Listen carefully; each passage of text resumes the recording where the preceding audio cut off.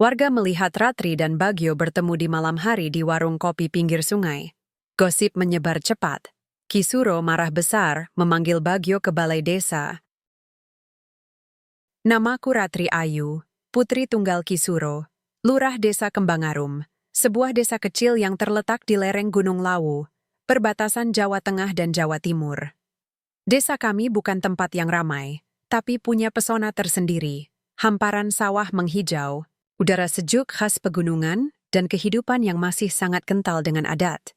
Rumah kami berdiri megah di tengah desa, berdinding kayu jati, atap sirap, dengan halaman luas yang ditanami bunga Kamboja, dan pohon mangga tua yang konon sudah ada sejak zaman kakek buyutku.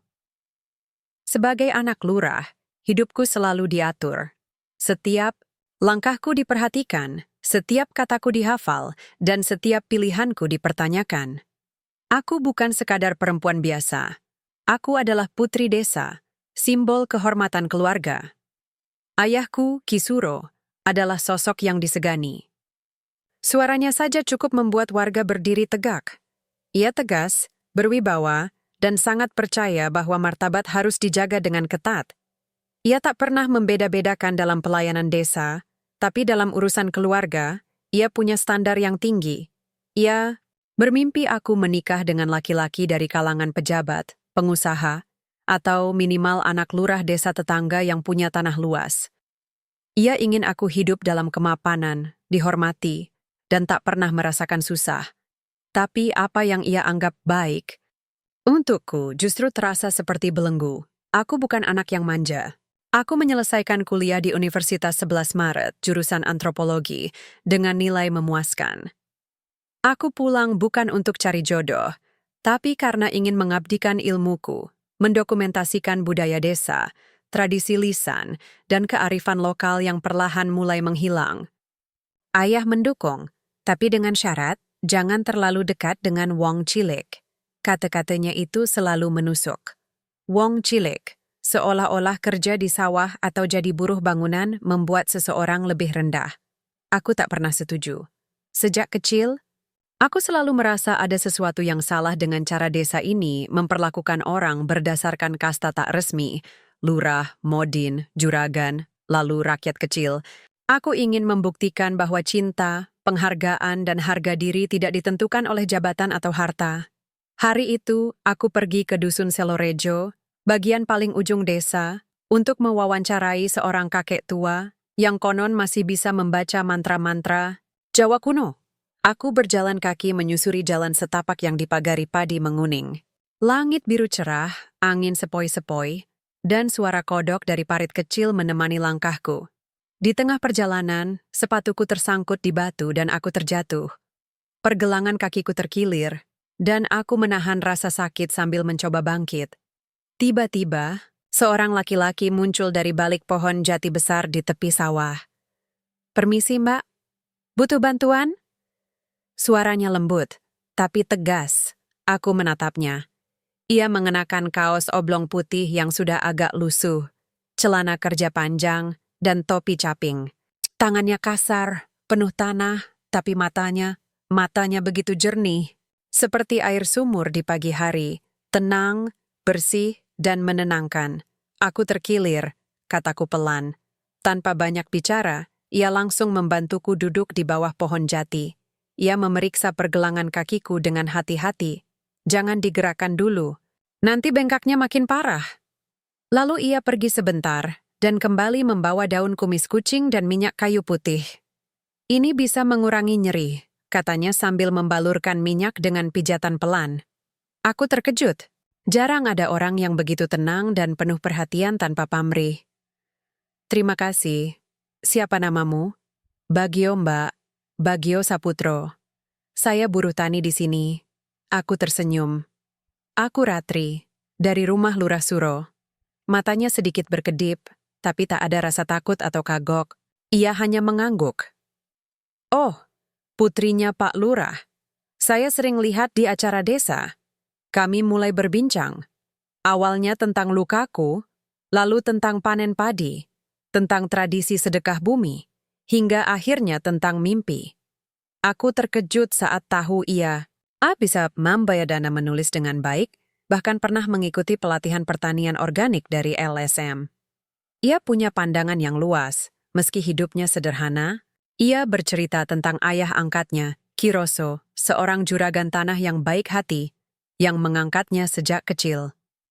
Beliau selalu bilang, hidup itu bukan soal punya banyak, tapi soal bisa memberi banyak, katanya sambil tersenyum.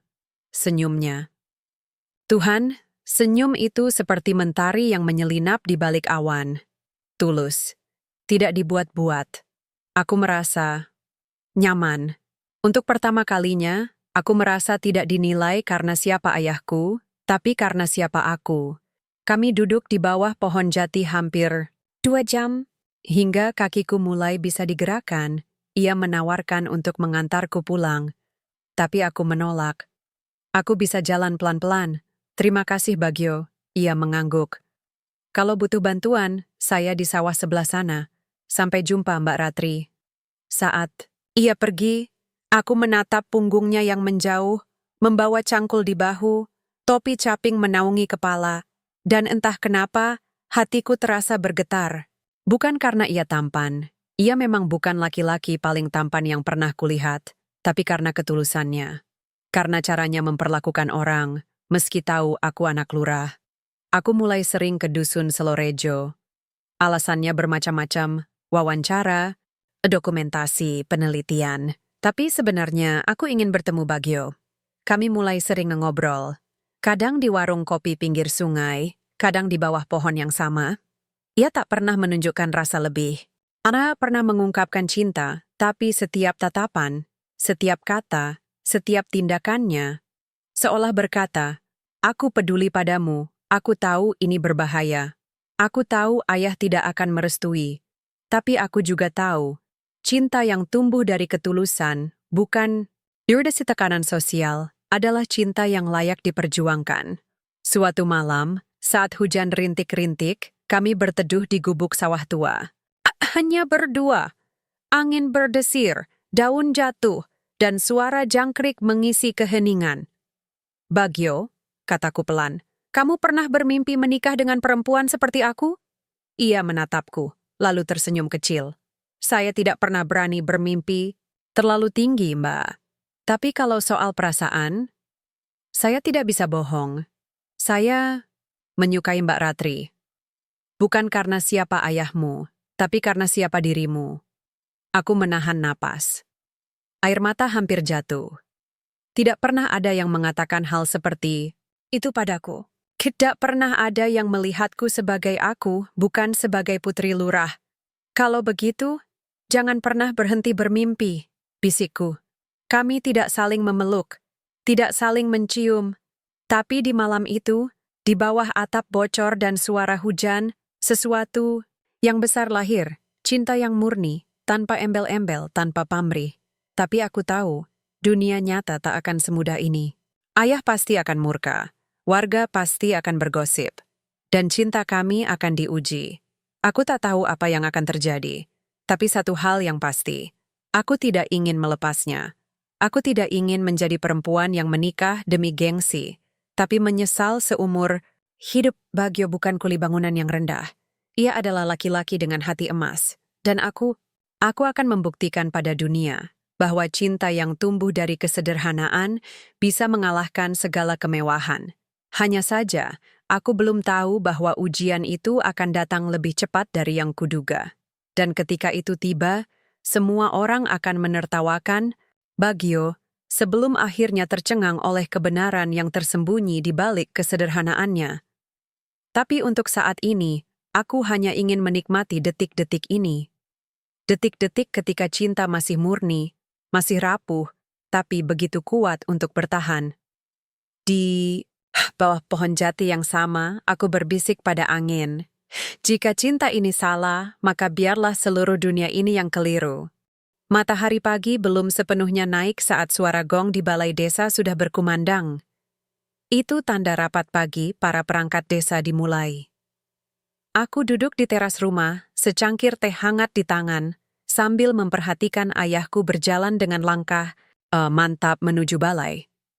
Kisuro, Begitu semua orang menyebutnya, tidak pernah terlambat. Ia selalu datang lebih awal, duduk di kursi kayu jati di ujung meja, mengenakan blangkon hitam dan beskap coklat tua, dengan sorot mata yang tajam seperti mata elang yang siap mengawasi setiap gerak-gerik warga. Aku mengamati ayah dari jauh. Ia bukan hanya lurah, ia adalah simbol otoritas di desa Kembangarum. Keputusannya dihormati, ucapannya dipegang teguh, dan kehadirannya saja cukup membuat warga menunduk. Ia membangun desa ini dari nol, membuka jalan, memperbaiki irigasi, menggalakkan koperasi desa, dan bahkan mendirikan PAUD yang kini menjadi contoh bagi desa-desa tetangga. Ia dicintai, dihormati, dan ditakuti. Tapi bagiku, di balik semua kehebatan itu, ada sisi lain yang membuatku sering merasa seperti tahanan dalam rumah sendiri. Ayah sangat percaya pada tata krama, hierarki, dan martabat. Baginya, hidup bukan soal apa yang kau rasakan, tapi soal apa yang harus kau lakukan. Ia tak pernah memaksaku secara kasar, tapi setiap nasihatnya dibungkus dengan tekanan halus. Anak lurah harus bisa menjadi contoh. Putri desa tidak boleh terlalu akrab dengan wong cilik. Kamu harus menikah dengan yang sepadan, Ratri. Bukan yang hanya bisa menggenggam cangkul. Aku tahu ia mengatakan itu karena sayang. Tapi kadang, aku merasa seperti boneka yang harus selalu berpakaian rapi, tersenyum sopan, dan menikah dengan pria yang dipilih oleh tradisi, bukan oleh hati. Beberapa hari setelah pertemuanku dengan Bagio, di bawah pohon jati, ayah mulai bertanya-tanya. Kamu sering ke dusun Slorejo, ya? Ada apa-apa di sana? Aku mencoba tenang. Iya, Bu Guru. Aku sedang menyusun dokumentasi budaya. Ada beberapa warga tua yang masih ingat lagu-lagu dolanan, Dapatra tradisional. Ayah mengangguk, tapi matanya menyipit. Hati-hati kalau ke sana, jalannya licin kalau hujan. Dan jangan terlalu dekat dengan siapapun. Kamu tahu reputasi itu penting, apalagi kamu anak lurah. Aku menahan napas. Jangan terlalu dekat dengan siapapun. Kalimat itu seperti pisau kecil yang menusuk pelan-pelan. Apa salahnya dekat dengan orang baik? Apa salahnya menyapa buruh tani yang tersenyum ramah? Tapi aku tak membantah.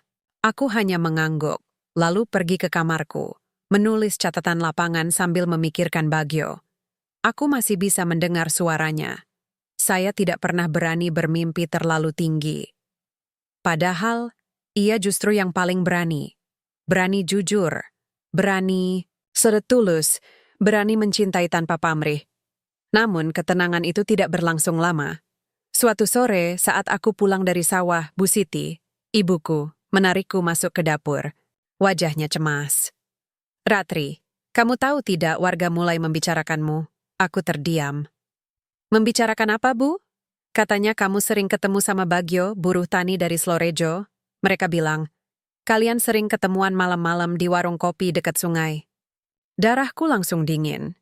Kami memang pernah ngobrol di sana, tapi tidak lebih dari itu. Hanya ngobrol, tertawa kecil, berbagi cerita. Tidak pernah ada sentuhan, apalagi janji-janji manis. Tapi di mata desa, dua anak muda yang sering bertemu di malam hari sudah cukup untuk dianggap pacaran, dan jika salah satunya adalah anak lurah, itu jadi gosip yang mengguncang. Siapa yang bilang? Tanyaku.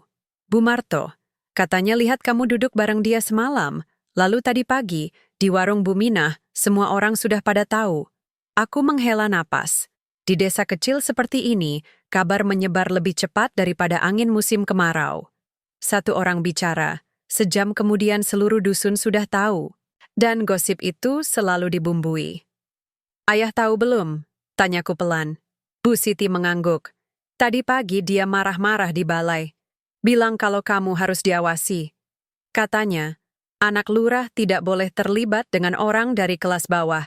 Nanti desa jadi bahan ejekan. Aku merasa seperti ditampar. Kelas bawah. Kata-kata itu terdengar begitu kejam. Bagio bukan kelas bawah. Ia manusia, sama sepertiku. Ia bekerja keras, jujur, dan punya hati yang bersih. Apa salahnya jika aku jatuh cinta? Padanya malam aku tidak bisa tidur. Aku duduk di jendela, memandang bulan yang bersinar pucat di atas sawah. Aku berpikir, apa yang akan terjadi jika ayah tahu aku mencintai Bagyo? Apa ia akan melarangku? Mengurungku? Memaksaku menikah dengan orang yang tidak kucintai? Aku tidak ingin hidup seperti itu.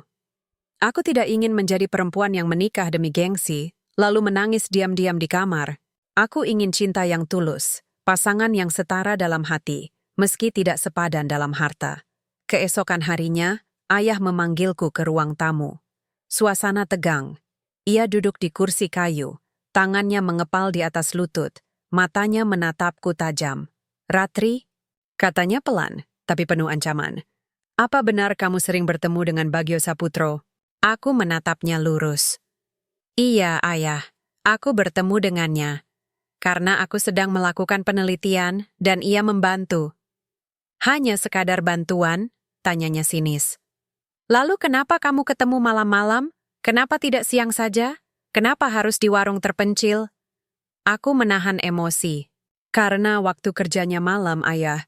Setelah selesai membajak, ia istirahat di sana.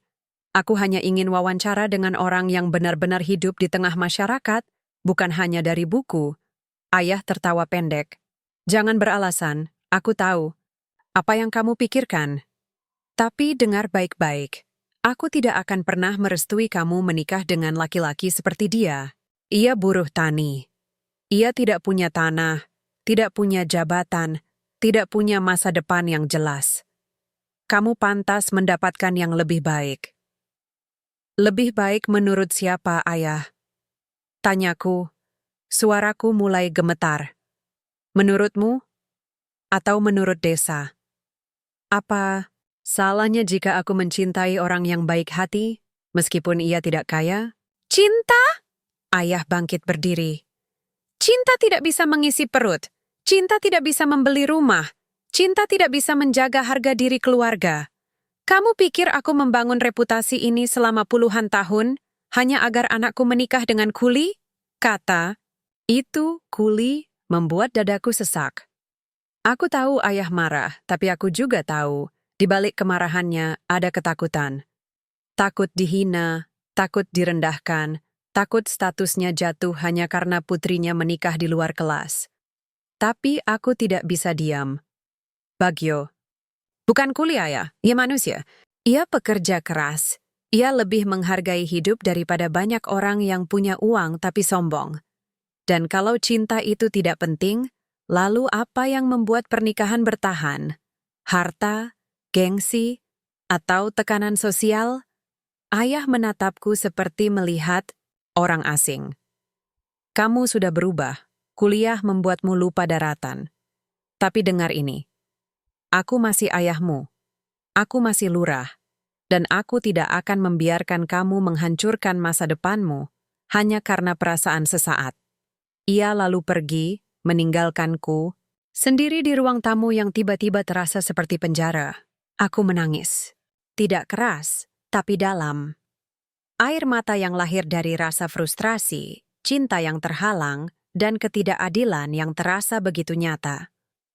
Aku tahu, mulai hari itu, aku harus memilih antara menuruti ayah dan hidup dalam kemapanan tanpa cinta, atau mempertahankan hatiku dan siap menghadapi segala konsekuensinya. Aku tidak tahu apa yang akan terjadi. Tapi satu hal yang pasti, aku tidak akan menyerah pada Bagyo.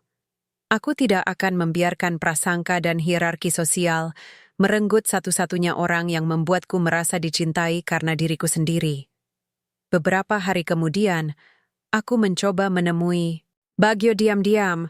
Aku menunggunya di warung kopi dekat sungai seperti biasa. Saat ia datang, wajahnya tampak cemas. "Mbak Ratri." Warga mulai banyak yang bicara. Bahkan tadi pagi, Pak Lurah memanggil saya ke balai. Aku menahan napas.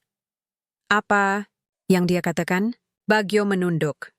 Dia bilang, "Saya tidak boleh mendekati Mbak lagi."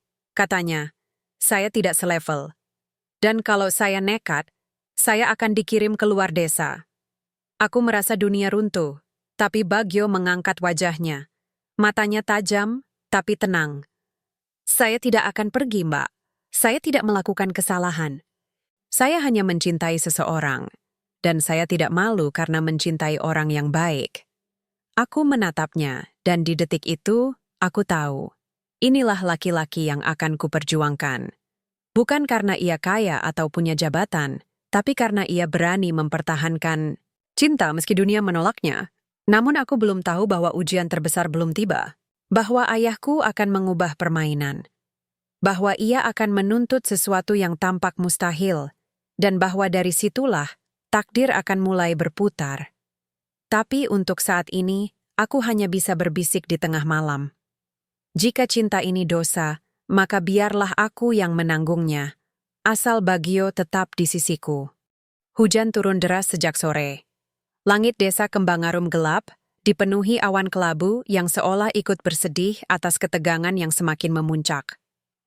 Aku duduk di tepi jendela kamar, memeluk lutut, menatap ke arah jalan setapak yang menghubungkan rumahku dengan balai desa. 2 hari sudah berlalu sejak ayah melarangku bertemu Bagio. Aku tidak dilarang keluar rumah secara resmi, tapi setiap kali aku mencoba pergi, Bu Siti selalu mengingatkan dengan suara pelan. Ayahmu sedang mengawasi. Nak, bahkan anjing peliharaan kami, kawan, yang biasanya setia menemani, kini selalu menggonggong saat aku mendekati gerbang, seolah-olah ia pun tahu aku sedang berencana kabur. Aku tahu ayah marah. Tapi aku juga tahu, cinta tidak bisa dipenjara. Cinta tumbuh di celah-celah yang paling sempit, di balik dinding yang paling tinggi, bahkan di tengah larangan yang paling keras sekalipun. Dan cintaku pada Bagio, ia bukan sekadar perasaan remaja. Ia adalah keyakinan bahwa di tengah dunia yang penuh kepura-puraan, ada seseorang yang tetap tulus, meski hidupnya dihujat. Malam itu, setelah ayah dan ibu tidur, aku menyelinap keluar, lewat jendela belakang. Hujan masih turun, tapi aku tidak peduli. Aku membawa payung kecil dan sepatu karet, berjalan pelan-pelan melewati sawah yang becek. Tujuanku, warung kopi milik Pak Dalijo di tepi Sungai Kembang. Tempat itu sunyi di malam. Hanya diterangi lampu minyak tanah yang redup. Tapi di sanalah aku dan Bagio biasa bertemu, tempat di mana kami bisa bicara tanpa takut diawasi. Saat aku tiba, Bagio sudah menunggu. Ia duduk di bangku bambu, kaosnya basah kuyup, tapi matanya bersinar begitu melihatku. Mbak Ratri, kamu datang juga? Bisiknya, suaranya parau oleh hujan dan emosi. Aku duduk di sampingnya, napasku tersengal. Aku harus datang. Aku tidak tahan diam saja. Ayah sudah melarangmu, ya? Bagio mengangguk pelan. Tadi siang, di balai desa. Di depan, Pak Modin dan Pak Retraur. Ira bilang, saya tidak pantas mendekati Putri Lurah, bahwa saya hanya akan merusak reputasi keluarga. Aku merasa dadaku sesak. Di depan orang lain, ia mempermalukanmu? Iya, jawab Bagio. Suaranya tenang, tapi aku bisa melihat gema luka di matanya. Ia menyebut saya kuli bangunan, padahal saya buruh tani. Ia bilang, orang sepertimu tidak akan pernah bisa memberi mahar yang layak. Jangan mimpi bisa menikahi anak lurah. Air mataku jatuh. Bukan karena sedih, tapi karena marah.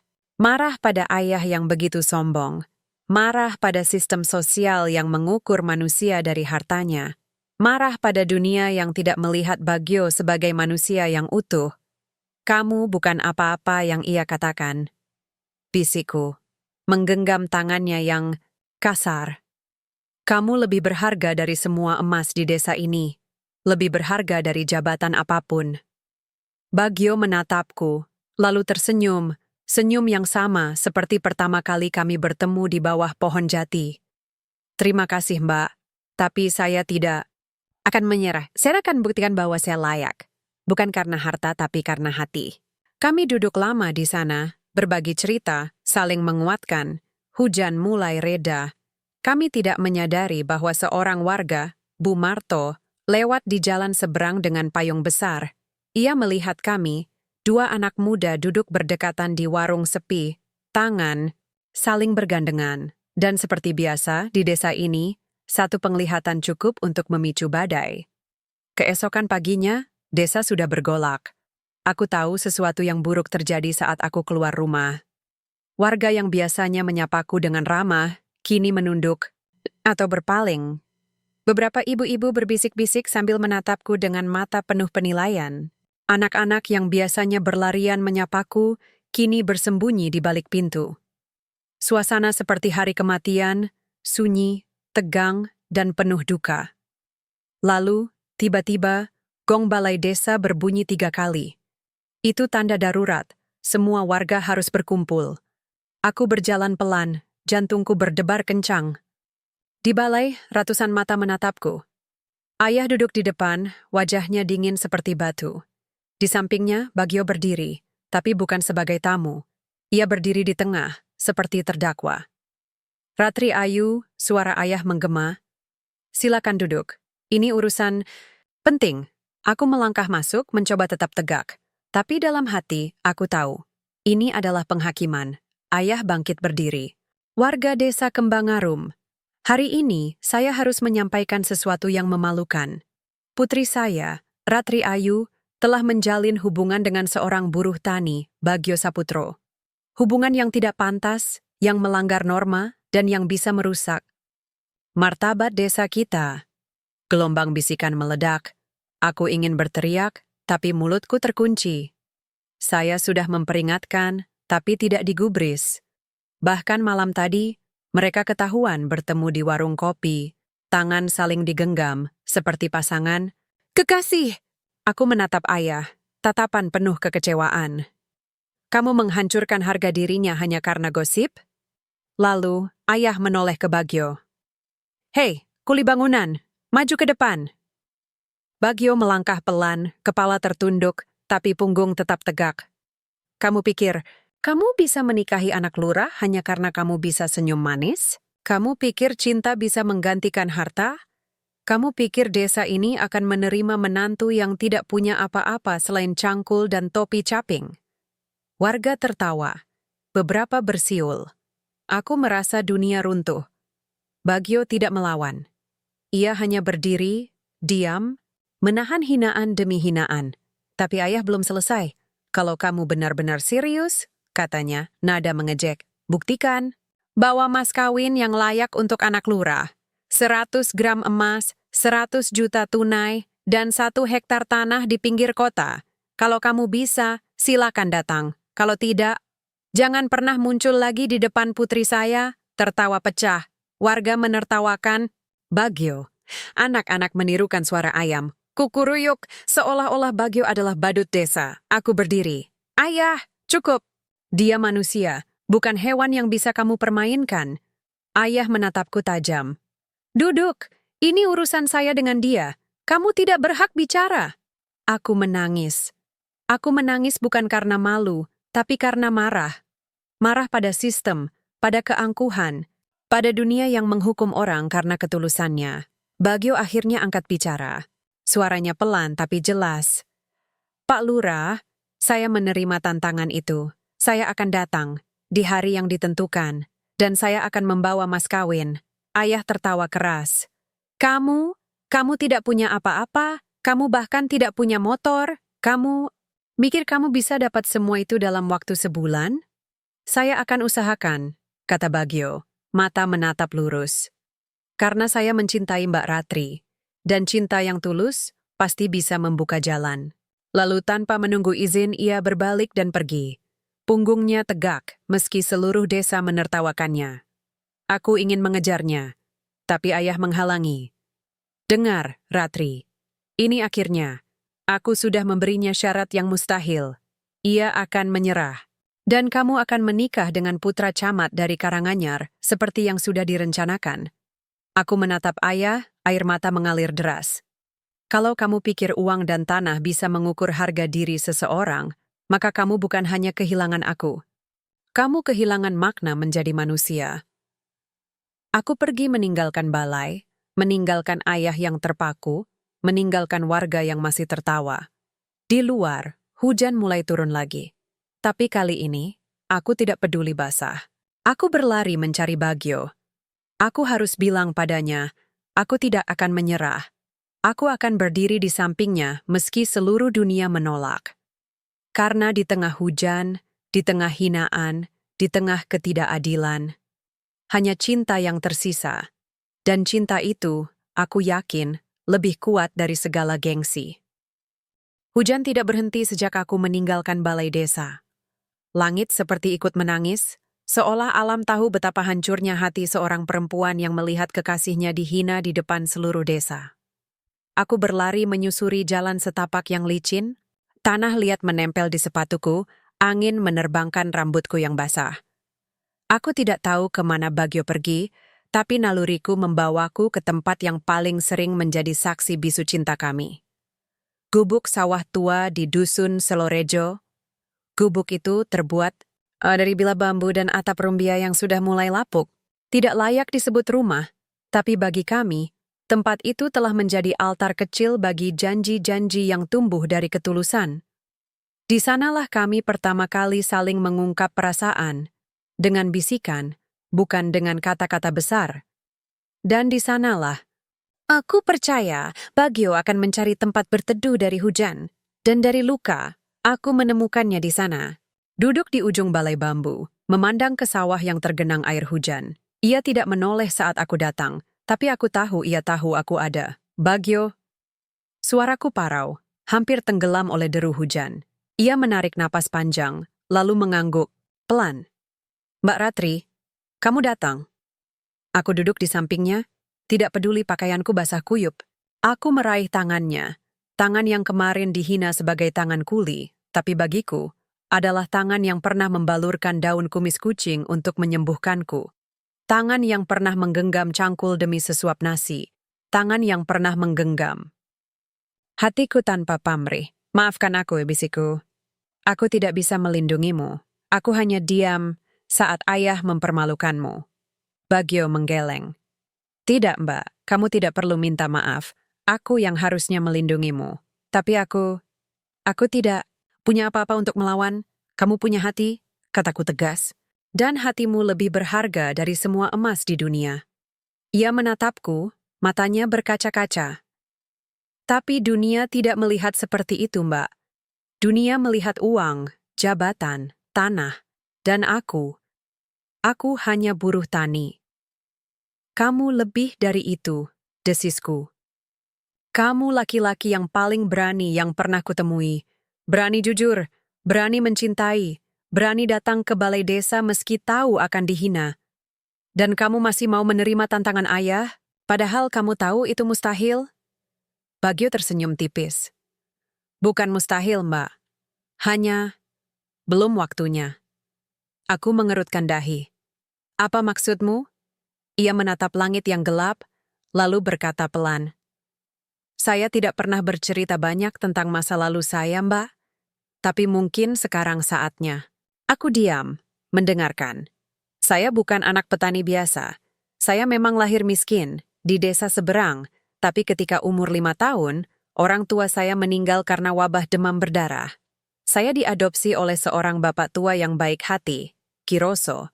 Jangan dari kelewatan jenengan.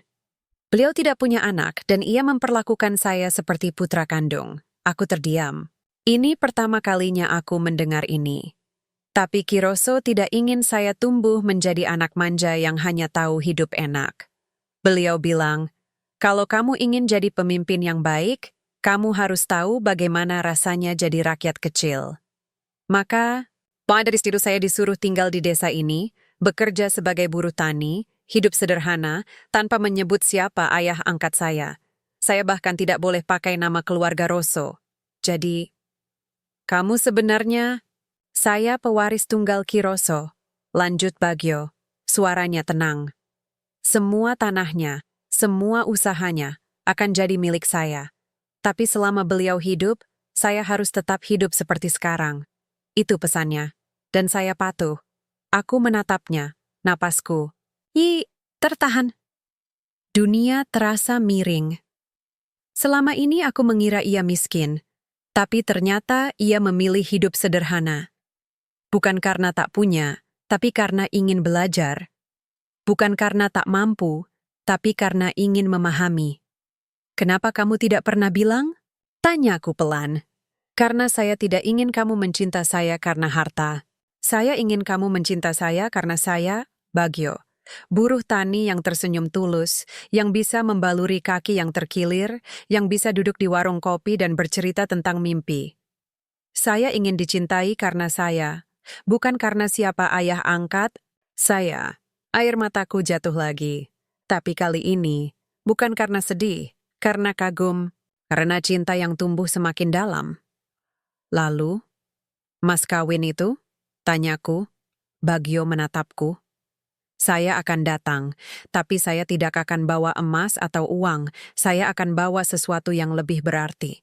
Saya akan bawa dokumen, bukti bahwa saya bukan hanya buruh tani, tapi juga manusia yang diakui oleh keluarga, oleh hukum, oleh takdir. Dan saya akan tunjukkan pada Pak Lurah bahwa harga diri tidak diukur dari harta, tapi dari integritas. Aku menggenggam tangannya erat.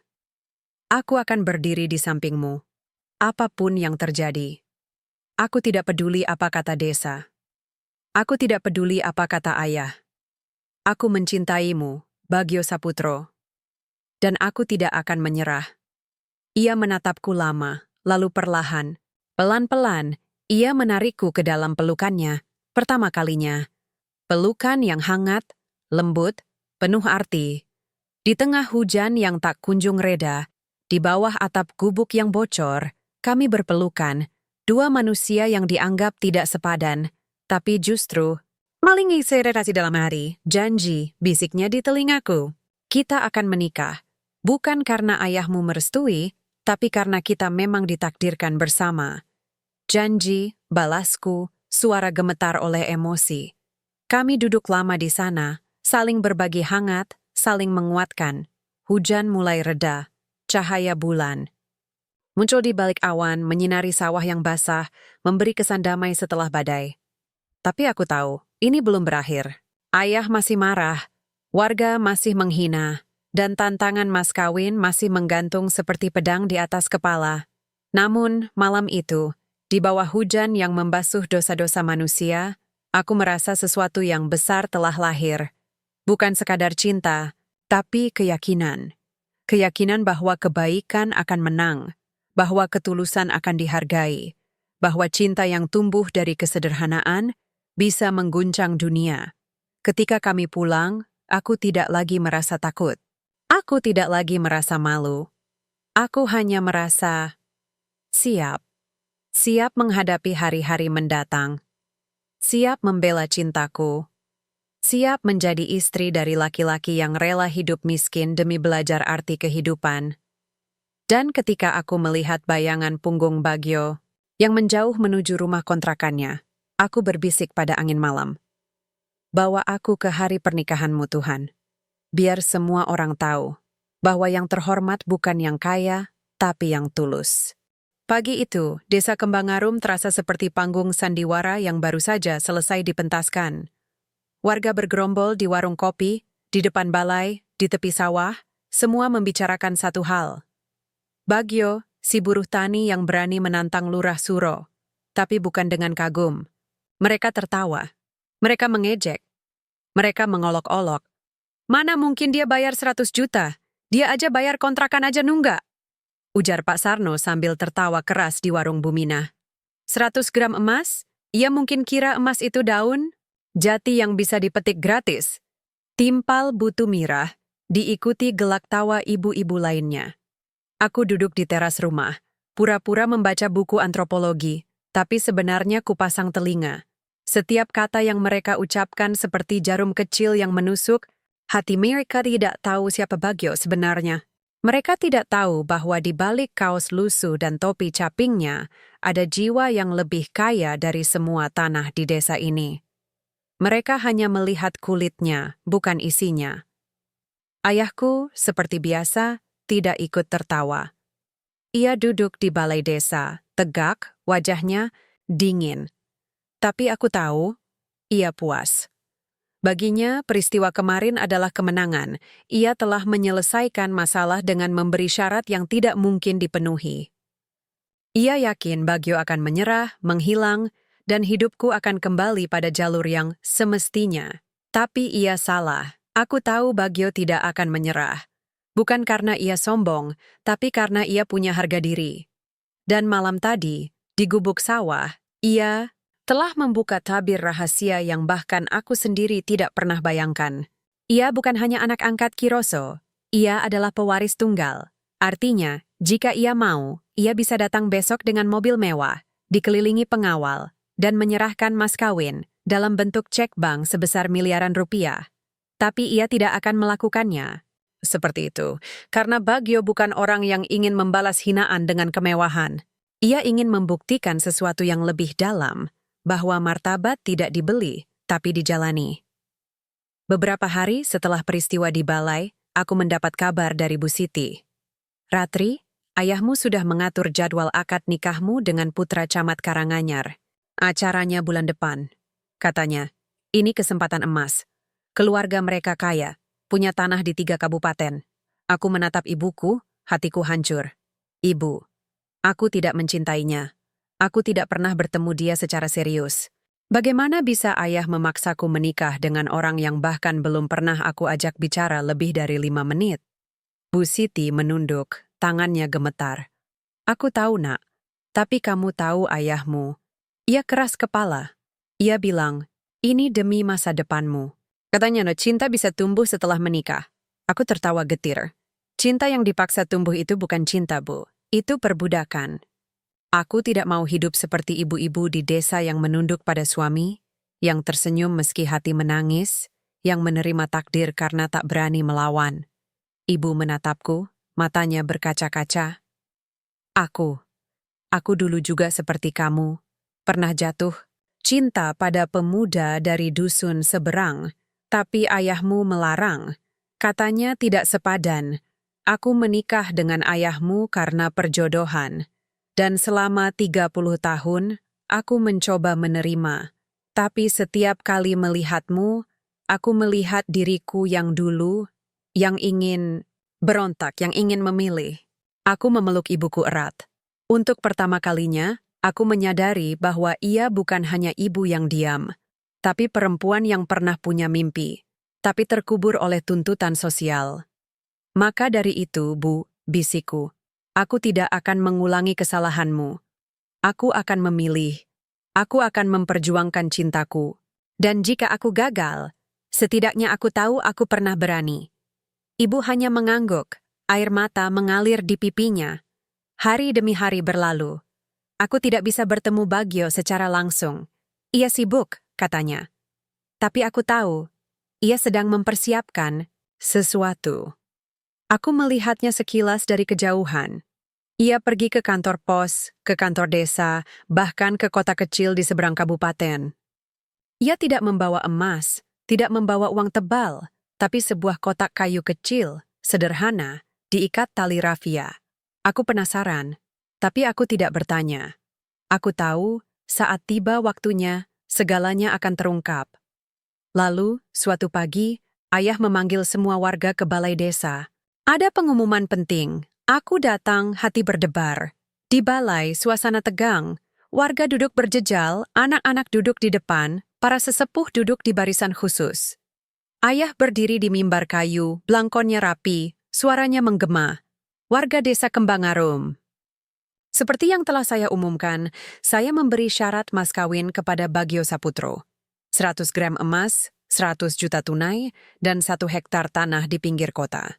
Jika ia bisa memenuhi, maka pernikahan dengan putri saya diperbolehkan. Jika tidak, maka hubungan ini resmi berakhir dan Ratri akan menikah dengan calon yang telah ditentukan. Warga bersorak, banyak yang bersiul, tertawa, bahkan ada yang membawa sekantong kacang goreng seolah-olah ini acara hiburan rakyat. Dan hari ini, lanjut ayah, tanggalnya tiba. 2 minggu dari sekarang, tepat pada hari Jumat Kliwon, Bagyo harus datang ke balai desa untuk menyerahkan mas kawin. Jika ia datang tanpa membawa apa-apa, maka ia akan dilarang masuk ke desa ini selamanya. Aku merasa darahku membeku. 2 minggu. Itu waktu yang sangat singkat. Bahkan jika Bagyo benar-benar pewaris Kiroso, proses administrasi tanah saja bisa memakan waktu berminggu-minggu. Apalagi jika ayah angkatnya belum memberi izin. Tapi di tengah semua kebimbangan itu, ada satu hal yang membuatku yakin. Bagyo tidak akan datang dengan tangan kosong. Ia mungkin tidak akan membawa emas atau uang, tapi ia akan membawa kebenaran. Sore itu, aku berhasil menyelinap keluar. Aku pergi ke rumah kontrakan Bagio di ujung dusun. Rumahnya kecil, hanya kamar sempit dengan dinding bambu, kasur tipis, dan meja kayu yang sudah lapuk. Tapi bersih. Sangat bersih. Di atas meja, tergeletak kotak kayu yang selalu ia bawa. Aku mengetuk pintu. Ia membukanya, wajahnya lelah, tapi tersenyum begitu melihatku. "Mbak Ratri, how come Mbak datang?" Aku masuk. "Bagio, 2 minggu lagi. Apa kamu siap?" Ia mengangguk. "Saya sudah kirim surat ke Kiroso. Beliau merestui, dan semua dokumen sudah saya siapkan." "Dokumen? Bukan emas atau uang?" "Iya," katanya, membuka kotak kayu.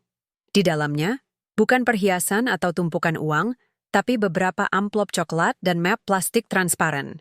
Ada sertifikat tanah, surat wasiat, surat pengangkatan anak, dan fotokopi kartu identitas atas nama Bagio Saputro, ahli waris sah Kiroso bin Santoso.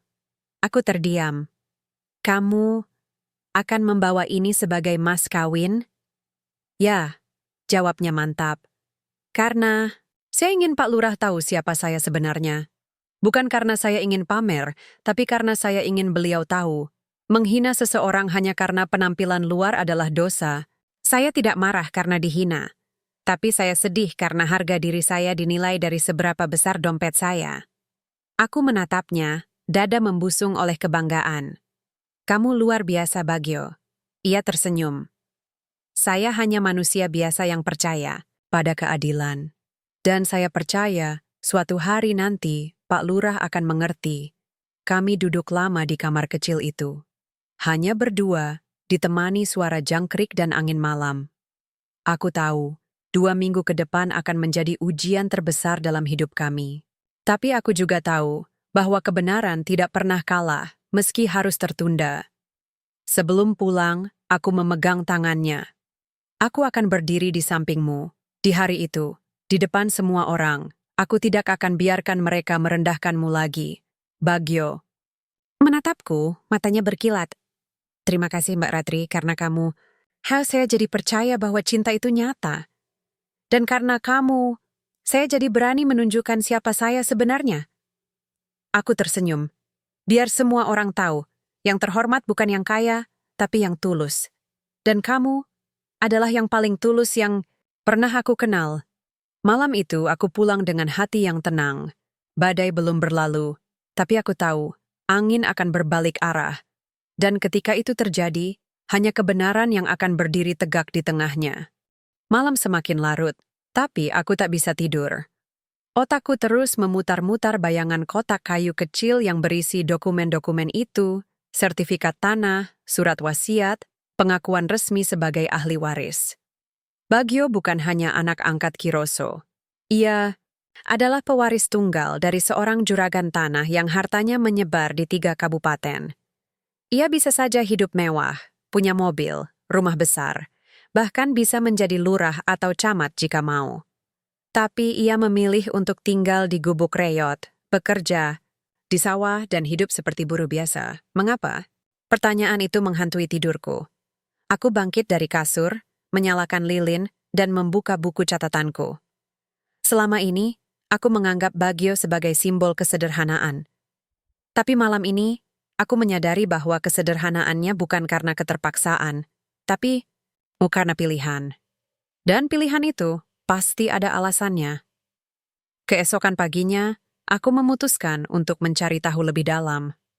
Aku tidak ingin hanya menerima kenyataan begitu saja. Aku ingin tahu asal-muasalnya. Aku ingin tahu bagaimana seorang laki-laki yang sebenarnya lahir dari keluarga kaya, rela hidup seperti rakyat kecil. Aku pergi ke dusun Selorejo, tapi tidak langsung ke rumah kontrakan Bagio. Aku pergi ke rumah Mbah Karjo, tetua desa yang paling tua dan paling banyak tahu sejarah warga. Ia sudah 82 tahun, matanya berkabut, tapi ingatannya masih tajam seperti pisau. "Mbah," sapaku lembut, sambil duduk di tikar di depan rumahnya. "Saya mau tanya tentang Bagio Saputro. Katanya dia dari luar desa?" Mbah Karjo mengangguk pelan. sambil menghisap tembakau dari pipanya. Iya Mbak Ratri, ia datang 5 tahun lalu. Diantar sama orang tua dari jenengan, katanya anak angkat Kiroso. Kiroso? Juragan tanah yang punya lahan di sepanjang Sungai Bengawan? Betul, orangnya dermawan, tapi tegas, punya prinsip kuat. Kalau saya tidak salah, ia yang menyuruh Bagio hidup di sini, bekerja sebagai buruh, tanpa menyebut nama keluarganya. Aku menatapnya, penasaran. Tapi kenapa, Mbah? Kenapa harus seperti itu? Mbah Karjo tersenyum kecil. Katanya, kalau kamu ingin jadi pemimpin yang baik, kamu harus tahu bagaimana rasanya lapar, haus, dan dihina. Kiroso tidak ingin anak angkatnya tumbuh jadi orang kaya yang sombong. Ia ingin Bagio tahu arti kerja keras, arti kejujuran, dan arti menjadi manusia yang dihormati bukan karena hartanya tapi karena sikapnya. Aku terdiam. Kata-kata itu begitu dalam. Bukan sekadar nasihat, tapi falsafah hidup. Kiroso tidak hanya mengadopsi Bagio, ia mendidiknya dengan cara yang luar biasa. Ia tidak memberi kemewahan, tapi memberi pengalaman. Ia tidak memberi kekuasaan, tapi memberi hikmah. Apakah Bagio tahu sejak awal? Tanyaku. Tahu. Tapi ia patuh. Ia tidak pernah mengeluh. Pernah suatu kali, ada pedagang dari kota datang, tawarkan tanah milik warga dengan harga tinggi. Warga mau jual, tapi Bagio bilang, jangan, tanah itu peninggalan leluhur. Kalau dijual, anak cucu kita nanti tidak punya apa-apa. Padahal, ia sendiri bisa saja beli tanah 2 kali lipat dari itu. Tapi ia tidak mau campur tangan. Ia hanya bicara sebagai buruh tani biasa. Aku merasa dadaku sesak. Selama ini, aku mengagumi Bagio karena kebaikannya. Tapi sekarang, aku mengaguminya karena integritasnya. Ia bisa saja menggunakan kekuasaan atau uang untuk mengubah desa, tapi ia memilih cara yang paling sulit, mengubah hati orang, perlahan, dengan keteladanan. Beberapa hari kemudian, aku mendapat kabar bahwa Kiroso akan datang ke desa Kembangarum. Ia ingin bertemu Bagio secara langsung. Aku langsung panik. Jika Kiroso datang dengan mobil mewah, diiringi pengawal, semua orang akan tahu siapa Bagio sebenarnya. Dan aku takut ayah akan merasa dihina, atau malah marah karena merasa direndahkan. Tapi ternyata, Kiroso datang dengan cara yang sangat sederhana. Ia tiba pagi-pagi buta, naik angkutan desa, mengenakan pakaian khas petani, beskap lusuh, blangkon usang, dan sepatu karet. Ia membawa tas kain kecil dan langsung menuju rumah kontrakan Bagio. Tidak ada kemewahan, tidak ada kemegahan, hanya seorang kakek tua yang datang menemui anaknya. Aku mengintip dari jauh. Saat mereka berpelukan, aku melihat air mata mengalir di pipi Kiroso. Kamu sudah tumbuh dengan baik, Nak. Lebih baik dari yang kubayangkan. Bagio menunduk. Terima kasih, Ayah. Saya hanya menjalani apa yang Ayah ajarkan. Kiroso duduk di kursi bambu yang rapuh. Ia menatap sekeliling rumah kontrakan itu. Dinding bambu, atap bocor, kasur tipis, lalu tersenyum. Ini rumah yang indah. Karena di sini, kamu belajar menjadi manusia. Aku tidak tahan. Aku mendekat, memberanikan diri. Selamat siang, Pak. Saya Ratri Ayu. Kiroso menatapku, matanya tajam tapi hangat. Ah, Putri Lurah Suro, saya sudah sering dengar tentang kamu. Dari Bagio. Ia bilang, kamu perempuan yang berani. Tidak takut melawan arus. Aku tersipu. Saya hanya mencintai seseorang yang pantas dicintai. Kiroso mengangguk. Cinta yang tumbuh di tengah badai, biasanya yang paling kuat. Tapi, kamu tahu Ratri, anak muda sekarang sering salah mengerti soal cinta. Mereka pikir cinta itu soal romantis, hadiah, atau kemewahan. Padahal, cinta sejati adalah ketika kamu rela menderita demi orang yang kamu cintai. Dan Bagio, ia telah menderita, dihina, diejek, dianggap rendah. Tapi ia tidak pernah meninggalkan kamu. Itu artinya, ia benar-benar mencintaimu. Aku menahan napas. Kata-kata Kiroso seperti pelita di tengah kegelapan. Lalu, ia menatap Bagio. Kamu siap dengan hari itu? Siap, Ayah.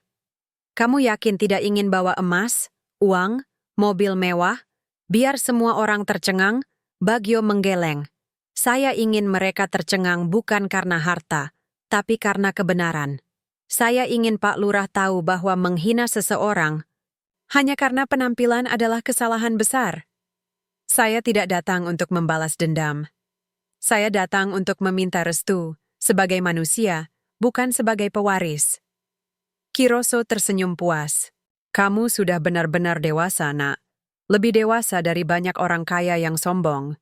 Malam itu aku duduk bersama mereka di depan rumah kontrakan. Kiroso bercerita tentang masa lalunya, tentang bagaimana ia dulu juga pernah miskin, pernah diusir dari desa, pernah tidur di bawah pohon karena tidak punya rumah. Ia berkaya setelah puluhan tahun bekerja keras. Dan ketika ia akhirnya kaya, ia bersumpah, kalau aku punya anak, ia harus tahu bagaimana rasanya jadi orang kecil. Karena kalau tidak, katanya, ia akan jadi pemimpin yang tidak punya hati. Aku menatap langit malam, bintang-bintang bersinar terang. Aku merasa seperti sedang menyaksikan sesuatu yang sakral. Bukan ritual adat, tapi warisan nilai. Warisan dari seorang ayah kepada anak angkatnya, bahwa kekayaan bukan untuk dibanggakan, tapi untuk dipakai membantu. Bahwa martabat bukan dari jabatan, tapi dari karakter. Bahwa cinta sejati bukan yang indah di awal, tapi yang bertahan di tengah ujian. Sebelum pulang, Kiroso menatapku. Ratri, jika kamu benar-benar mencintai Bagyo, jangan lepaskan dia. Karena di dunia ini, laki-laki, seperti dia sangat langka. Ia tidak mencintaimu karena kamu anak lurah. Ia mencintaimu karena kamu perempuan yang berani.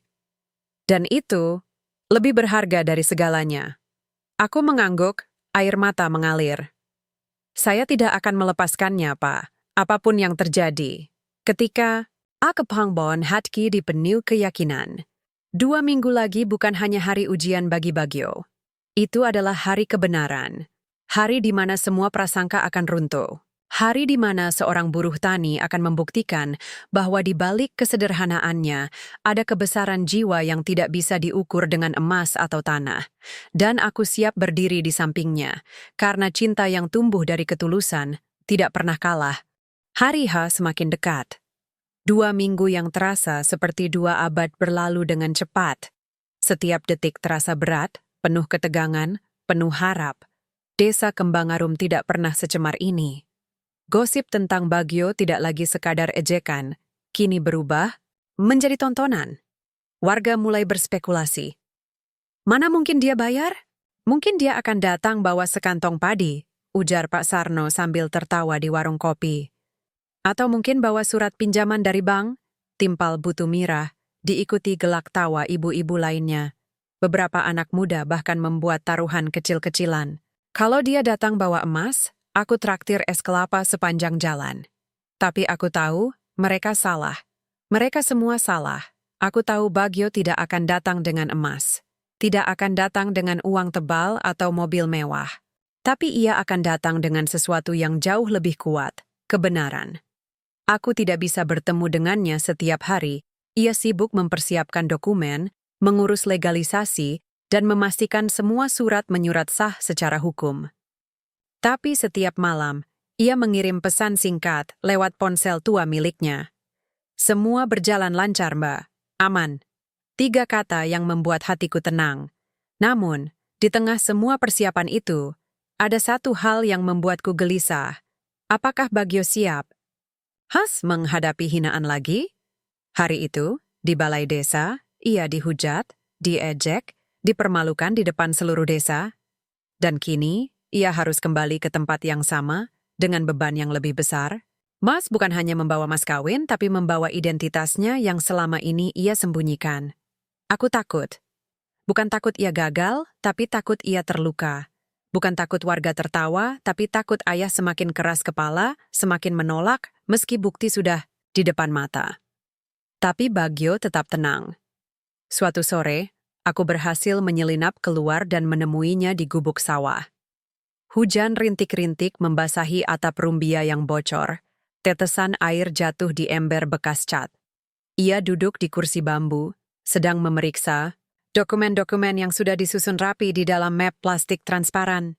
Kotak kayu kecil, yang akan menjadi simbol hari besar itu, terletak di pangkuannya, dibersihkan dengan kain lap.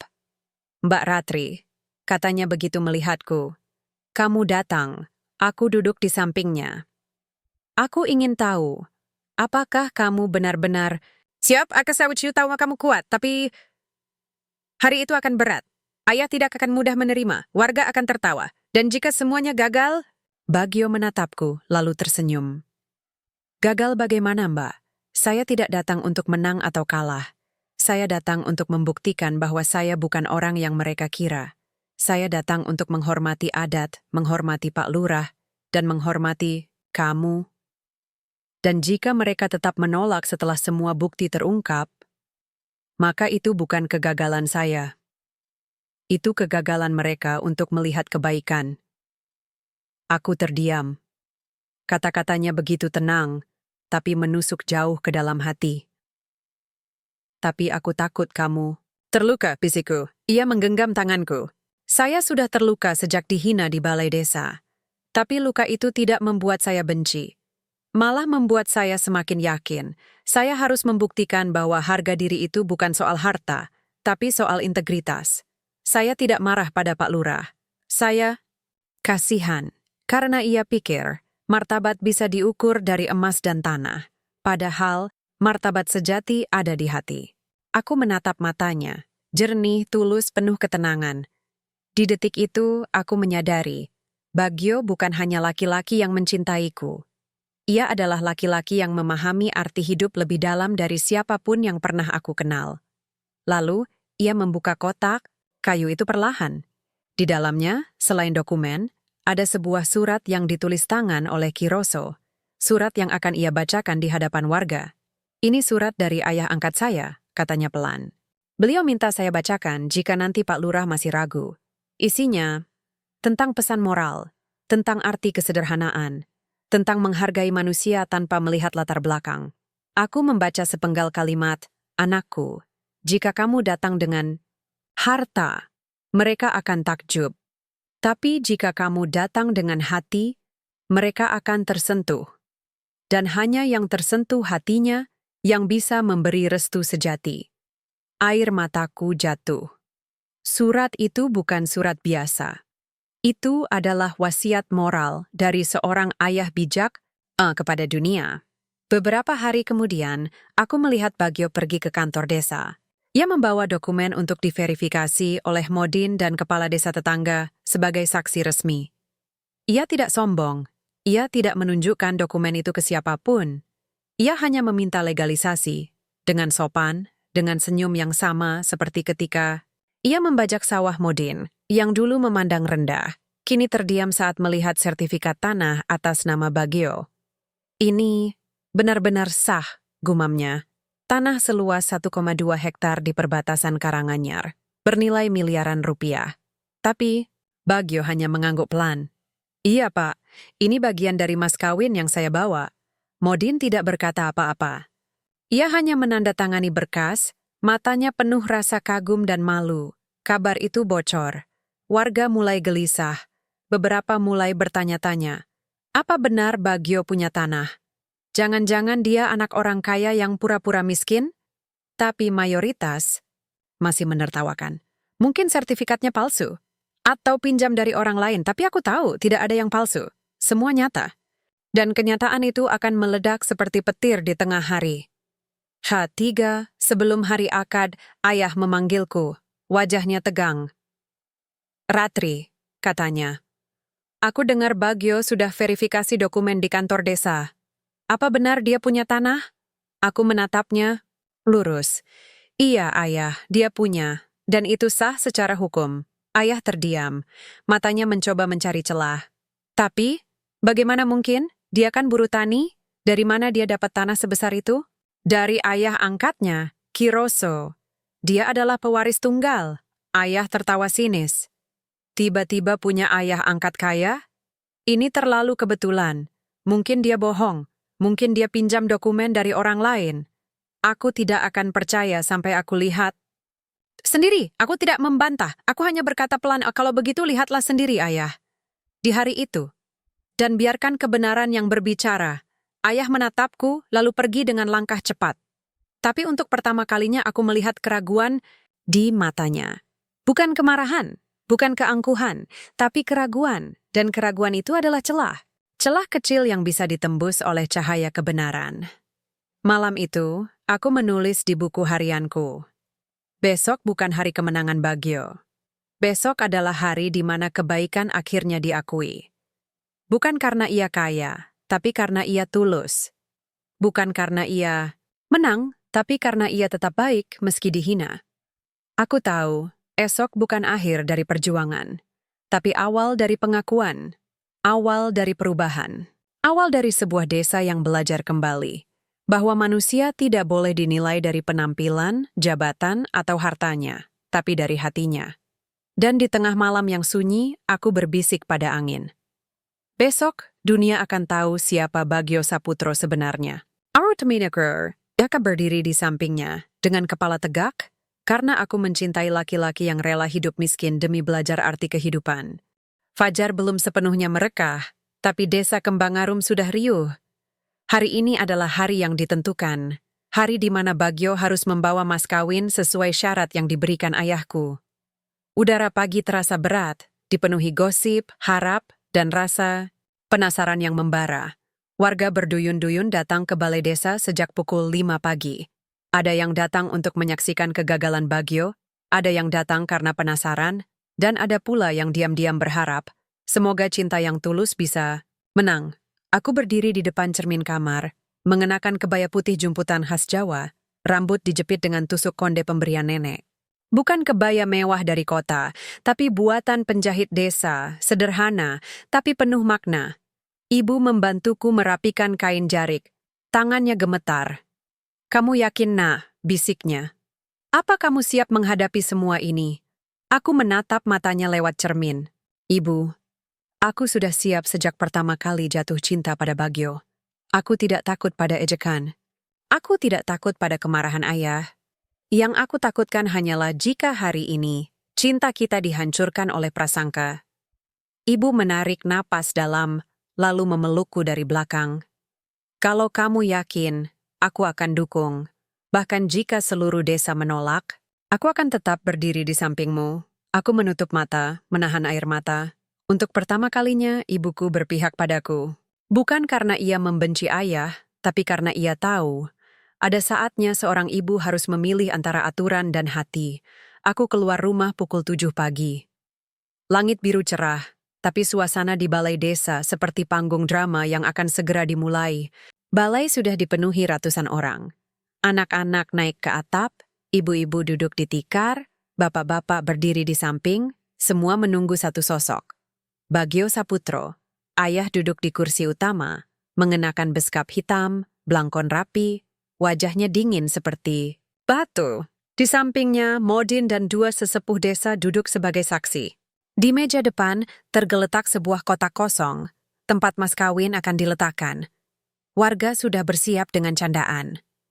"Nanti kalau bawa sekantong beras, kita terima sebagai hiburan," teriak Pak Sarno, disambut tawa. "Kalau bawa daun pisang, kita anggap sebagai mahar simbolis," timpal Bu Tumirah. Diikuti gelak tawa ibu-ibu. Aku duduk di samping ibu, jantung berdebar kencang. Aku tidak takut. Aku hanya tegang, seperti menunggu detik-detik sebelum petir menyambar. Pukul 8 tepat, suara sepeda motor tua terdengar dari kejauhan. Semua mata menoleh. Dari ujung jalan muncul Bagyo. Ia tidak datang dengan mobil mewah. Tidak datang dengan rombongan besar. Ia datang naik motor butut, mengenakan kemeja lengan panjang putih, celana hitam, dan peci hitam, sederhana, tapi bersih, rapi. Di pelukannya, ia memegang kotak kayu kecil, diikat tali rafia, sama seperti yang selama ini ia bawa. Suara tawa perlahan, reda. Ada yang masih tersenyum tapi ada juga yang mulai serius. Karena sesuatu dalam sikapnya, dalam langkah kakinya yang mantap, dalam tatapannya yang tenang, mengatakan bahwa hari ini bukan lelucon. Bagio berjalan pelan menuju balai. Ia tidak menunduk, tidak gugup. Ia seperti raja yang datang tanpa mahkota. Tapi dengan harga diri yang tak tergoyahkan, ia berhenti di depan ayahku, menunduk hormat. Selamat pagi, Bapak Lurah. Saya datang sesuai janji untuk menyerahkan mas kawin kepada Mbak Ratri Ayu. Ayah menatapnya dingin. Kita lihat saja. Apa yang kamu bawa? Bagio mengangkat kotak kayu itu, lalu meletakkannya di atas meja. Saya tidak membawa emas, tidak membawa uang tunai. Tapi saya membawa sesuatu yang lebih abadi. Bukti sah bahwa saya layak menjadi suami Mbak Ratri. Warga tertawa kecil, tapi ayah mengangkat tangan, tanda agar semua diam. Buka, perintahnya. Bagio membuka kotak kayu itu perlahan. Di dalamnya, bukan kilau emas, bukan tumpukan uang, tapi map plastik transparan berisi dokumen resmi. Modin maju, mengambil satu persatu. Ia membuka sertifikat tanah. Matanya membelalak. Ini sertifikat tanah atas nama Bagio Saputro, gumamnya. Luas 1,2 hektar, di perbatasan Karanganyar, terdaftar di BPN sejak 3 tahun lalu. Warga mulai berbisik. Modin mengambil surat wasiat. Surat wasiat Kiroso bin Santoso menyatakan bahwa Bagio Saputro adalah anak angkat sah dan pewaris. Tunggal seluruh harta benda beliau. Dibuat di hadapan notaris tanggal 12 Maret 2020. Sah secara hukum. Suara di balai mulai pecah. Tidak ada tawa lagi. Hanya bisik-bisik kaget. Ayahku berdiri. Matanya tajam. Ini bisa saja palsu. Bisa jadi kamu pinjam dari orang lain. Bagio menatapnya tenang. Silakan verifikasi, Bapak. Saya sudah bawa fotokopi yang sudah dilegalisasi oleh kantor desa tetangga, Modin dan notaris dari Karanganyar. Bahkan Kiroso sendiri bersedia datang sebagai saksi jika diperlukan. Ayah terdiam. Ia melihat dokumen itu, lalu menyerahkannya pada sesepuh desa yang paham hukum adat. Beberapa menit berlalu, semua diam. Hanya suara angin yang berdesir. Lalu, sesepuh itu angkat bicara. Dokumen ini sah. Tidak ada indikasi pemalsuan. Semua cap, tanda tangan dan nomor register sesuai. Ini bukan milik pinjaman. Ini milik sah Bagio Saputro. Diam, total diam, seperti waktu berhenti. Lalu, suara ibu-ibu berbisik, tapi kali ini bukan ejekan. Jadi, dia benar-benar anak orang kaya? Selama ini dia pura-pura miskin? Tapi kenapa? Ayahku berdiri, wajahnya pucat. Ia menatap Bagio, lalu menatapku. Matanya bergerak cepat, mencari celah, mencari alasan untuk menolak. Tapi tidak ada. Semua bukti di depan mata. Kamu tahu dari awal? Tanyanya padaku. Suaranya parau. Aku tahu sekarang, Ayah, jawabku pelan. Tapi, yang lebih penting, aku tahu siapa dia sejak pertama kali ia menolongku di bawah pohon jati. Aina menunduk. Untuk pertama kalinya aku melihatnya tunduk. Bukan karena lelah tapi karena malu. Bagio tetap tenang. Ia tidak menang. Ia tidak sombong. Ia hanya berkata, Pak Lurah, saya tidak datang untuk membalas hinaan. Saya datang untuk meminta restu. Karena saya mencintai Mbak Ratri, dan saya ingin menjadi suaminya dengan cara yang benar, dengan adat, dengan tulus, dan dengan harga diri. Lalu, dari dalam kotak, ia mengambil surat yang ditulis tangan oleh Kiroso. Ia membacakannya dengan suara jelas. Kepada Bapak Lurah Suro dan seluruh warga desa Kembangarum, saya, Kiroso bin Santoso, menyatakan bahwa Bagio Saputro adalah anak angkat saya, diangkat sejak usia 5 tahun, dan merupakan pewaris tunggal seluruh harta saya. Ia sengaja saya suruh hidup sederhana untuk belajar arti kehidupan, bukan karena ia miskin. Saya bangga padanya, bukan karena ia akan kaya, tapi karena ia tetap rendah hati, jujur, dan berani mencintai tanpa pamrih.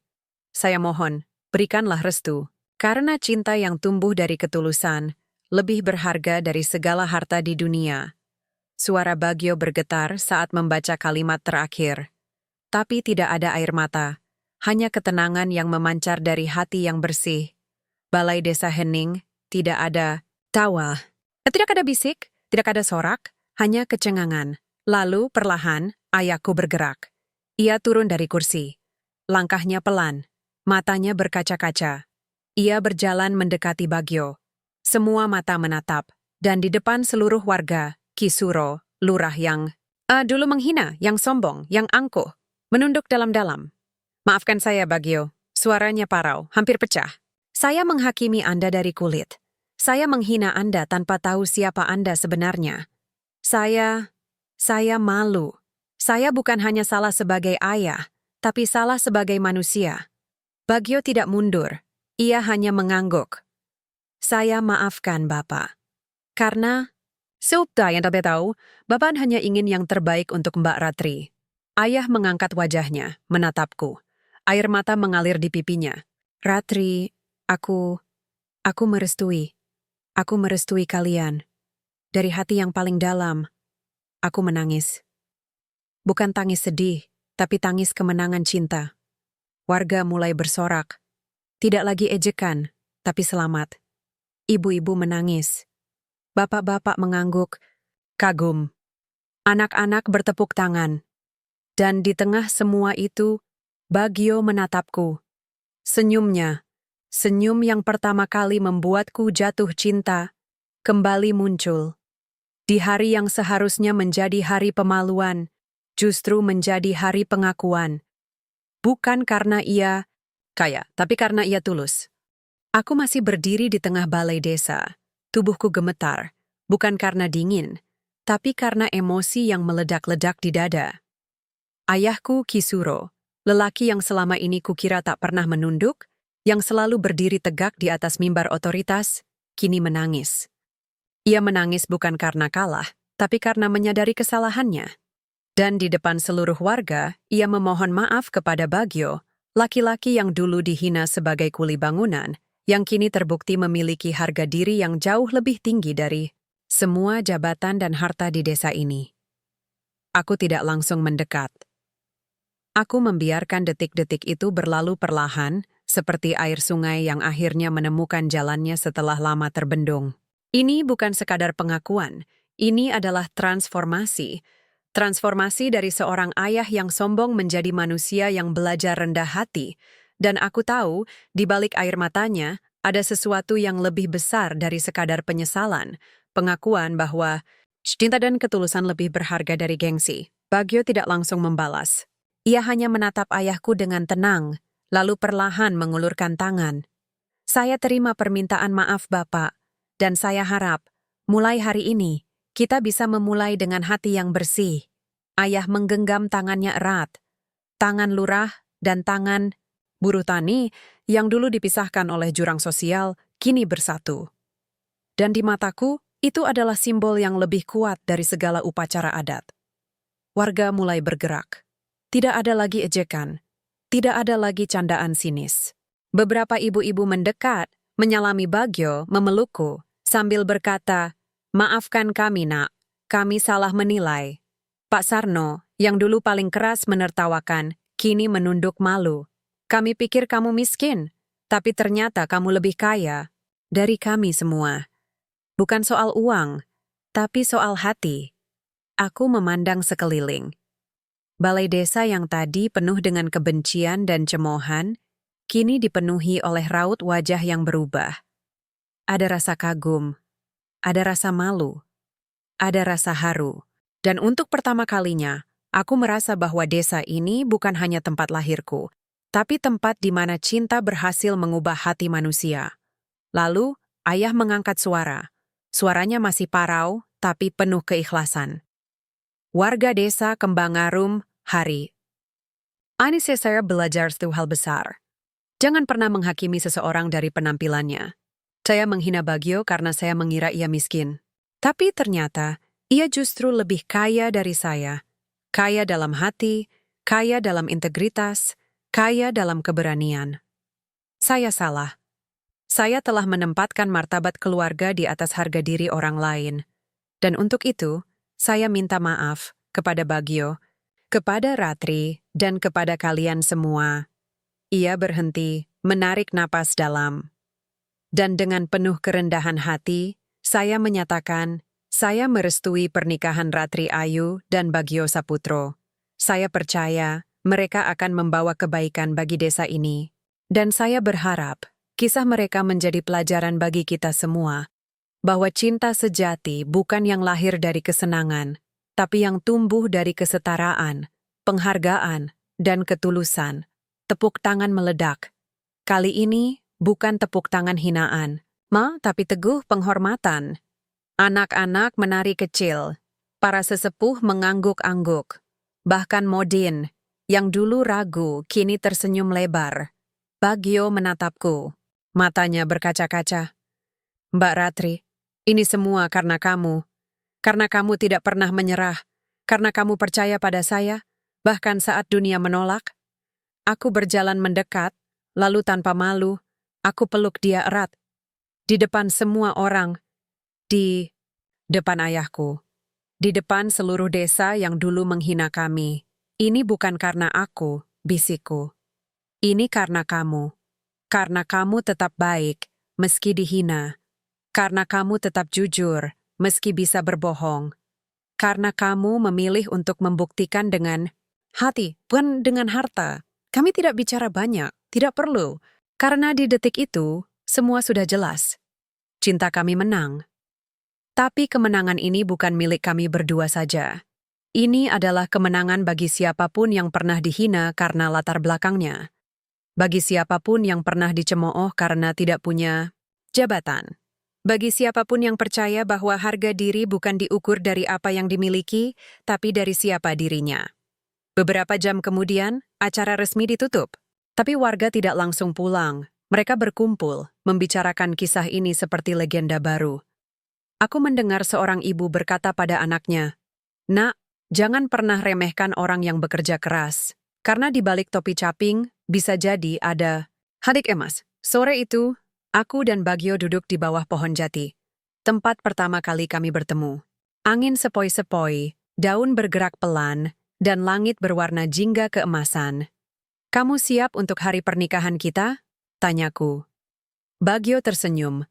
"Lebih siap dari sebelumnya. Tapi bukan karena ayahmu merestui, tapi karena aku tahu kamu akan selalu di sampingku. Dan itu sudah lebih dari cukup." Aku menatapnya. "Apa kamu akan tetap tinggal di rumah kontrakan itu?" "Ya," jawabnya mantap. "Saya tidak akan pindah. Saya akan tetap bekerja di sawah. Saya akan tetap hidup sederhana. Karena saya tidak ingin menjadi orang kaya yang sombong. Saya ingin tetap menjadi Bagio, laki-laki yang bisa diajak ngobrol di warung kopi, yang bisa membantu petani, yang bisa duduk di gubuk sawah tanpa malu."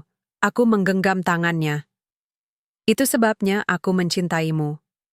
Bukan karena kamu pewaris, Ki Roso, tapi karena kamu tetap Bagio Saputro, buruh tani yang tersenyum tulus." Malam itu, aku pulang ke rumah dengan hati yang damai. Ayah menyambutku dengan senyum. Senyum yang belum pernah kulihat selama bertahun-tahun. Ia tidak bicara banyak. Tapi ketika aku lewat, ia menepuk bahuku. Cukup satu sentuhan untuk mengatakan, "Aku bangga padamu." Ibu menangis pelan di dapur. Tapi kali ini, tangisnya bahagia. Di kamar, aku membuka buku harianku. Kucoret kalimat terakhir yang kubuat sebelum hari ini. Aku takut cinta kita dihancurkan oleh prasangka. Lalu kutulis yang baru.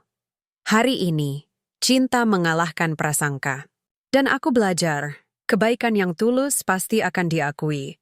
Mungkin tidak hari ini, mungkin tidak besok, tapi suatu saat kebenaran akan bersinar, seperti matahari yang tak pernah gagal muncul di balik awan. Aku menutup buku, lalu menatap bulan yang bersinar pucat di langit. Di bawah pohon jati, di balai desa, di hati warga yang berubah, hari ini bukan akhir. Ini adalah awal dari desa yang belajar kembali menjadi manusia. Hari pernikahan kami tiba dengan langit yang cerah, angin yang lembut, dan hati yang penuh syukur. Tidak ada kemewahan berlebihan. Tidak ada hiasan bunga dari kota. Tidak ada musik elektronik yang menggelegar. Kami memilih cara sederhana, seperti cinta kami yang tumbuh dari hal-hal kecil, senyum di bawah pohon jati, obrolan di warung kopi, janji di bawah hujan. Upacara digelar di halaman rumah kami, yang sengaja dibuka untuk seluruh warga. Ayah yang dulu menolak, kini menjadi tuan rumah, dengan wajah berseri-seri. Ia bahkan meminta agar prosesi dimulai dengan siraman adat yang dipimpin langsung oleh Bu Siti dan ibu-ibu desa, tanda bahwa kami diterima sepenuhnya. Ketika aku keluar dari kamar, mengenakan kebaya putih dengan selendang batik khas desa, semua mata menatapku. Tapi kali ini tidak ada bisik-bisik sinis, tidak ada senyum sinis. Hanya senyum tulus, air mata haru, dan doa yang mengalir dari hati. Bagio menunggu di pelaminan, mengenakan beskap hitam, belangkon rapi, tangannya tergenggam di depan dada. Ia tidak datang dengan rombongan besar.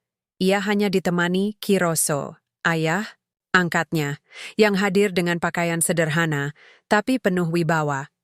Ketika mereka berjalan masuk, warga spontan berdiri, bukan karena takut, tapi karena hormat. Aku melangkah pelan, diiringi gamelan dari kelompok karawitan desa. Setiap langkah terasa seperti mimpi, tapi ketika mataku bertemu dengan Bagio, aku tahu ini nyata, sangat nyata. Saat tiba di pelaminan, ayahku berdiri. Dengan suara yang gemetar oleh emosi, ia berkata, "Anakku Ratri Ayu, hari ini aku menyerahkanmu, bukan karena kamu harus menurut, tapi karena kamu telah memilih dengan hati. Dan aku percaya, Bagio Saputro adalah laki-laki yang akan menjagamu, menghormatimu, dan mencintaimu tanpa syarat. Aku merestui kalian, dari dasar hati." Lalu, ia menyerahkan tanganku ke Bagio. Di detik itu, aku menangis. Bukan tangis sedih, tapi tangis kelegaan. Tangis karena akhirnya cinta kami diakui. Bukan oleh kemewahan, bukan oleh tekanan sosial, tapi oleh pengakuan tulus dari hati seorang ayah, akad berlangsung khidmat. Modin membacakan ijab kabul dengan suara jelas. Sah, sah, sah, 3 kali. Dan dengan itu, aku resmi menjadi istri Bagio Saputro. Tepuk tangan meledak. Anak-anak berlarian, melempar beras kuning. Ibu-ibu menangis. Bahkan Pak Sarno, yang dulu paling keras menertawakan, kini menyalami Bagio sambil berkata, "Maafkan, kami nak. Kami tidak tahu siapa kamu sebenarnya." Bagio hanya tersenyum. "Tidak apa-apa, Pak. Saya juga dulu tidak tahu. Kalau di balik ejekan, bisa tumbuh penghargaan." Setelah acara, kami menggelar hajatan sederhana di halaman. Makanan disajikan di daun pisang, gudeg, opor ayam, sambal goreng, dan jajanan pasar. Tidak ada nasi kotak dari catering kota. Semua dimasak oleh warga sebagai bentuk ikut serta dan permintaan maaf. Yang paling menyentuh, ayahku meminta agar Bagio tetap bekerja di sawah sebagai buruh tani, meski kini semua orang tahu ia pewaris tanah besar. "Jangan tinggalkan mereka," kata ayah pada Bagio. "Karena kamu tahu rasanya jadi wong cilik, dan desa ini butuh orang sepertimu."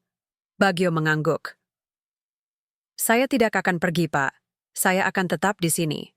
Saya ingin membuka koperasi pertanian, membantu petani mengakses pupuk murah dan memasarkan hasil panen ke kota." Dan ia melakukannya. Beberapa bulan setelah pernikahan, Koperasi Tani Kembang Sejati resmi berdiri. Bagio menjadi ketuanya, tanpa gaji besar, tanpa embel-embel jabatan.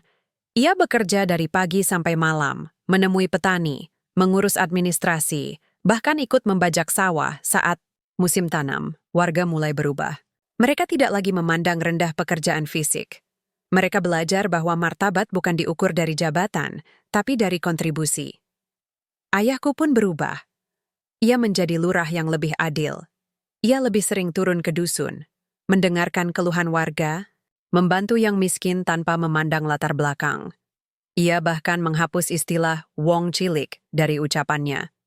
"Semua warga adalah sama," katanya dalam rapat desa. "Yang membedakan adalah hati dan niat." Desa Kembangarum mulai dikenal bukan karena kekayaannya, tapi karena kisah cinta yang mengubah hati. Media lokal datang meliput. Judulnya, "Dari Dihina Jadi Diinspirasi. Kisah Cinta Buruh Tani dan Putri Lurah yang Mengguncang Tradisi." Tapi bagi kami, semua itu bukan tujuan. Tujuan kami hanyalah hidup dengan tulus, mencintai dengan sepenuh hati, dan membantu sesama tanpa pamrih. Suatu malam, saat kami duduk di teras rumah kontrakan, yang masih kami tempati meski sudah bisa membeli rumah besar. Bagyo menatapku. Kamu tidak menyesal menikah dengan saya? Saya kan bukan laki-laki kaya yang bisa membelikan kamu mobil atau rumah mewah. Aku tertawa pelan. Kamu pikir aku menikah karena hartamu? Aku menikah karena kamu rela hidup miskin demi belajar arti kehidupan. Karena kamu tetap rendah hati meski bisa sombong. Karena kamu mencintaiku bukan karena aku anak lurah, tapi karena aku Ratri. Ia menggenggam tanganku. Terima kasih karena Pegat pernah menyerah. Aku menatap bintang di langit. Kita tidak hanya membangun rumah tangga, Bagyo. Kita membangun harapan. Harapan bahwa suatu hari tidak akan ada lagi yang dihina karena miskin. Tidak akan ada lagi yang direndahkan karena tidak punya jabatan. Bahwa cinta akan selalu menang atas gengsi. Beberapa tahun kemudian, di gerbang masuk desa Kembangarum, dipasang papan kayu besar, diukir dengan huruf Jawa dan Indonesia. Di sini, manusia dinilai bukan dari hartanya, tapi dari hatinya. Selamat datang di desa yang belajar mencintai tanpa prasangka. Di bawahnya terukir nama, inspirasi dari kisah Ratri Ayu dan Bagyo Saputro. Dan setiap kali aku lewat di sana, aku tersenyum. Karena di balik semua hinaan, semua air mata, semua perjuangan kami, telah membuktikan satu hal, cinta yang tulus tidak pernah kalah.